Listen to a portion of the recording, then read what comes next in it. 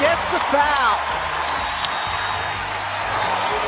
Caitlyn Clark has ended up at the center of a story the league never expected to surface. A WNBA referee has finally spoken out, and what they shared about Caitlyn Clark is forcing fans to rethink everything they believed they were seeing. For months, people watched her get shoved, grabbed, and knocked around on drives with no whistle. The common explanation was simple. That's just rookie treatment. Just a rookie, Clark would see hounding defenses focused heavily on her. Free physical play. A lesson every newcomer has to learn. It sounded reasonable on the surface, almost too clean. Because behind the scenes, something else was going on. Quiet direction was being passed down. Not about protecting the league's biggest draw, but about how her game should be officiated. Fans could feel it. Players noticed it. And now an official voice confirms it wasn't accidental. This wasn't just about missed calls. It was about influence, control, and a quiet choice that may have shaped an entire season. Stick with us because the reality behind Caitlyn Clark's treatment turns out to be far more calculated than anyone expected. The rookie everyone was watching, Caitlyn Clark stepped into the WNBA with more attention than almost any rookie in recent memory. She went from packed college arenas to sold-out pro buildings, bringing the same fearless style that made people fall in love with her game. She pulled up from deep without hesitation. She attacked the rim with speed and confidence. Was trying to redirect a pass. Clark. Oh my! From Schenectady! Move looked fearless, like she belonged on that stage from day one. Within weeks, the impact was obvious. Ticket sales climbed wherever she played. TV ratings jumped past expectations. Social media flooded with clips of her long threes and quick reads. People weren't just watching games anymore. They were watching Caitlyn Clark. Fans showed up early just to see her warm up. Kids wore her jersey. Commentators called her the future of the league, but attention brings pressure. Defenders didn't ease her in. From the opening tip, they played her rough. Arms reached. Bodies leaned into her on every drive. Some nights, she was knocked off balance again and again trying to get to the rim. The crowd reacted instantly. Gasps echoed through arenas. Fans at home yelled at their screens. Even announcers paused, waiting for a whistle that never came, and still nothing. Many tried to brush it off. This is how rookies learn, they said. Clark, step back three, knocks it down! They said every young star goes through it. Tough defense builds strength. Physical play is respect. At first, it sounded logical. Basketball has always been physical. New players are supposed to earn it, But Caitlyn Clark wasn't just any rookie. She carried something different. She was the most talked about player the league had seen in years. Her name brought viewers, money, and hope for growth. She wasn't only learning the league. She was helping shape its future. That's why her path felt off. It looked harder than the ones before her. Other rookies in past seasons drew fouls when they attacked contact. Clark often didn't. Where others went to the free throw line, she turned and ran back on defense. Game after game, the same thing happened. Big hit. No call, play on. Players started noticing. Quiet talks happened in locker rooms. Some coaches began questioning what music were watching. No one said much out loud, but they said enough. Something about Clark's games felt different. Then came the moment that changed everything. A referee admitted that games involving Caitlyn Clark were talked about differently before they even tipped off. Music, not publicly, not in press releases, in private rooms before the ball ever went up. Her name carried weight in those meetings. Suddenly, the season looked different. What once felt like random no calls started to look like a pattern. What seemed like simple rookie treatment now felt planned. Her story stopped being only about basketball. Outstanding offensive rebounding team. Clark connects. It became about endurance. About how much contact she could take. About how long she could keep playing without pushing back. Caitlyn Clark didn't respond with anger. She didn't argue with officials. She got up, fixed her jersey, and kept going. That silence became part of her image, strong, focused, music unmoved. By the end, her rookie year wasn't just a test of skill. It was a test of patience, nerve, and control. And everyone was watching. Before every major WNBA game, referees meet in quiet rooms, away from cameras and crowds. They review rules, talk through key players, and prepare for moments that could decide games late. It's standard procedure, part of keeping things smooth and fair. But over time, one name kept coming up. Clark drives, spins, gets inside, gets the and one layup to go. Official later speaking anonymously revealed that the guidance for her game stood out. It wasn't about keeping her safe. It wasn't about tightening the whistle. The message went the other way. Let the contact happen. Let her feel it. Let her fight through it. On paper, it sounded simple. In reality, it carried risk. The thinking was that Clark music battling through physical play made her story more compelling. Viewers would watch her fall, get up, and keep pushing. Music that struggle would hook the audience. None of this appears in the rulebook. The league is clear. Every player deserves the same protection. No hand checking. No matching. No using arms to stop movement. Perimeter players are supposed to move freely and safely. Here's Clark. Trying to wheel into some space, gives it up. Back Benley lays it in. But what was said in those private rooms mattered more than what was written. The tone set before games shaped what happened on the floor. Once that tone existed, the results followed. Missed calls piled up. Clark attacked the basket and ran into hard bodies. Get so much attention that she can find players cutting and moving. Fans reacted as collisions happened. Coaches tightened their jaws. Commentators leaned in, searching for the right words. Still, the whistle didn't come. Clark took the hits, steadied herself, and kept playing. Complaining wasn't an option. The game had already been influenced before it began. She made contact with JC Sheldon as Caitlyn Clark knocks down the triple.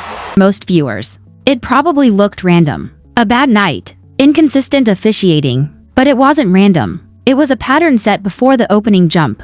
Each time Clark absorbed contact without a call, the narrative deepened. Fans watched her battle, admired her toughness, and felt the tension of a star pushing through resistance. That season became about more than skill. It became about resilience under quiet pressure. Every game carried an invisible setup. Music and Clark had to navigate not just defenders, but expectations formed before tip-off. By season's end, fans knew something felt different about her games.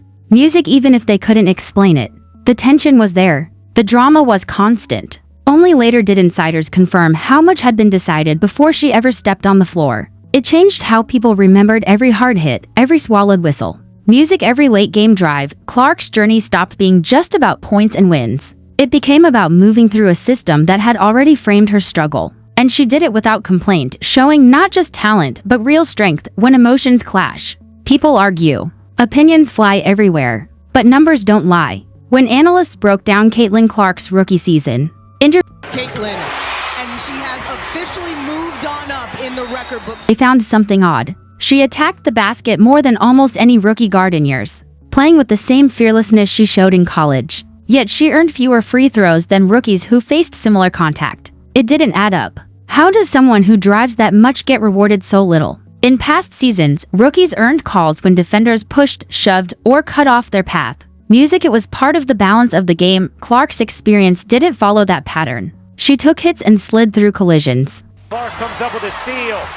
Clark thought about pulling up from three, will dip inside. Kept going without getting the whistle. The same thing kept happening. Missed calls kept piling up against Music, her, not for her. The league keeps detailed review reports for close games. They log every call, every no call, and flag mistakes. Analysts went through those reports from Clark's games, lining them up against rookies who handled the ball as often as she Music did. In multiple cases, the reports admitted fouls were missed when Clark was clearly hit by defenders. Some were light contact. Others were strong enough to change the outcome of a play. One moment stood out more than the rest. Late in a close game, Clark turned the corner and drove straight into a defender's chest. The arena went quiet. Fans waited for the whistle. Nothing happened. Play continued. The next day, the league's own report confirmed it should have been a foul. That missed call changed the final minutes, swinging momentum to the other team. From there, the story changed. There's Clark turning the corner, getting to the rim, and drawing the foul. This was no longer about split-second judgment in the heat of the moment. It was music, proof, real data. Numbers on paper showed Clark was being treated differently than her peers, even when the contact was the same. The pattern was too steady to ignore. The numbers didn't scream. They whispered at first. But together, they told the same story fans had been feeling all season. Caitlyn Clark faced a tougher road. One measured not just in points or drives, but in music, missed protection, overlooked fouls, and games subtly shaped before tip-off. The data revealed what words alone couldn't. It showed how her resilience became part of the spectacle. Every drive, every collision, Bodies right through Sherrod in an early bucket for Caitlyn. Caitlyn Clark muscles right through Sherrod for an early bucket. Every missed call added to a bigger picture. Clark's toughness and skill were obvious, but the numbers exposed the hidden layer of her season, a layer only careful analysis could uncover. A layer that showed the silent pressure she faced week after week. By season's end, fans started to notice. The stats backed up what their eyes had been telling them. Clark was special, but the numbers told the fuller story. She had to fight harder than anyone expected, not just against defenders, but against unseen forces shaping her games. Follow music the money. Basketball isn't only played on the court, it's also played in offices. Behind closed doors, music and meetings fans never see, decisions made there can shape games, seasons, even the future of a league. Caitlyn Clark's rival in the WNBA was one of those moments that shifted attention far beyond the hardwood. But they've got Caitlyn Clark firing from deep. Her name alone filled arenas that had been quiet before. Tickets sold, music out faster than predicted. Her jersey became a top seller overnight. TV ratings climbed higher than the league had seen in years. Growth like this from one player was impossible to ignore, but with rapid growth came concern. Some veterans and officials started to worry. The spotlight was landing heavily on one star. If Caitlyn Clark rose too fast, it could shift the balance of power inside the league. When future salary talks and collective bargaining came around, one player driving popularity could weaken the leverage of others if sponsors, fans, and media attention all centered on one name. Clark looking to shake, gives it up. Lob it in. The influence of the rest of the league could shrink. The influence of the rest of the league could shrink. The league faced a quiet choice. Let Clark rise fast and become the clear face of the WNBA, or manage her success to keep balance across many players. Every decision now mattered. One way to manage that balance was through gameplay itself. Let her game stay physical, allow defenders to play her rough, subtly slow her dominance. The result was noticeable. Her numbers didn't explode as fast as her talent suggested they might. Her season shifted from pure dominance to one of struggle and toughness. Fans watched her battle through contact, get knocked down, stand back up, and keep going. The drama grew, but her rise was controlled. It may sound strange, but in pro sports, business often hides behind basketball. Decisions tied to ratings, sponsorships, music, and labor negotiations can influence how games are played. What fans saw as random missed calls or odd officiating may have been part of a larger effort to protect existing power. Veterans and executives could hold their ground while a rookie star's rise was moderated, keeping the league balanced in perception and leverage. Behind the scenes, every music collision, every swallowed whistle, every hard drive carried meaning beyond the scoreboard. Caitlyn Clark wasn't just playing for points or wins. She has made the game easier for her teammates because she's been involved in moving the ball. She was moving through a system that measured not only skill, but control, attention, and influence. The games became part of a bigger story about business, power, and planning. By season's end, it was clear her growth, while impressive, had been quietly managed. What looked like normal competitive basketball was tangled with strategy, making Clark's success a mix of talent, endurance, and decisions made in misses far from the court. Why she never spoke out all season, fans asked the same thing. Why didn't Caitlyn Clark say anything? Why didn't she complain after games where calls went against her? Or when defenders pushed the limits from the outside, it looked like acceptance. Caitlyn Clark, head up, just the velocity, catch it. The truth was harder as a rookie. Clark's salary was small compared to the fame she'd already earned, even with packed arenas and non-stop coverage. League rules gave referees music-wide discretion. Public criticism of officiating could lead to heavy fines. One comment could cost thousands of dollars, sometimes a big chunk of her pay. For a young player just starting out, that risk was real. Even more serious was the risk to her brand. Clark had already landed major endorsements. Companies bought into her image as a rising star and role model. Publicly criticizing the league or officials could be seen as complaining or disruptive. That perception might scare sponsors away, putting future deals worth millions at risk. She knew every word mattered. One mistake could overshadow everything she did on the court. So she stayed quiet. After tough losses, she posted short messages. On to the next one, no anger. Bodies inside, Aaliyah Boston. How good is Aaliyah Boston? It was her way of acknowledging setbacks without letting them define her. Fans noticed, but few understood why she handled it that way. Her team stayed quiet too. Coaches raised concerns privately with league officials, but in public, they told Clark to play through contact music and keep going. They knew public arguments would only bring trouble. Staying music quiet was safer for everyone. Later, when a referee finally spoke out, it became clear that silence worked in the league's favor. Clark kept playing, fans kept watching, the league avoided public controversy. And her rookie season became a story of perseverance instead of officiating. Her silence became part of her legacy, a different kind of strength. Not just scoring or highlight plays, but carrying pressure without protest.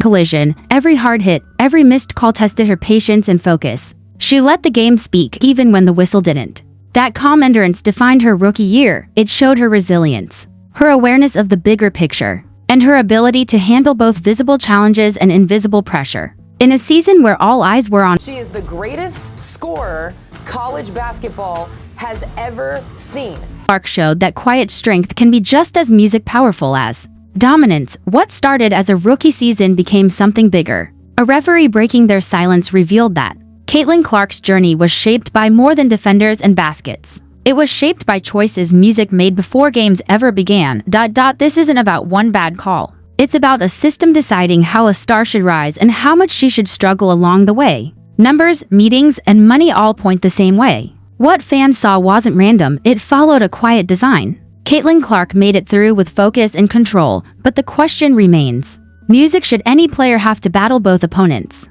and invisible rules? Her second season will show whether the game changes or if the same pattern returns. Stay with us, because the next chapter of Caitlyn Clark's story may reveal even more about how power truly works in basketball.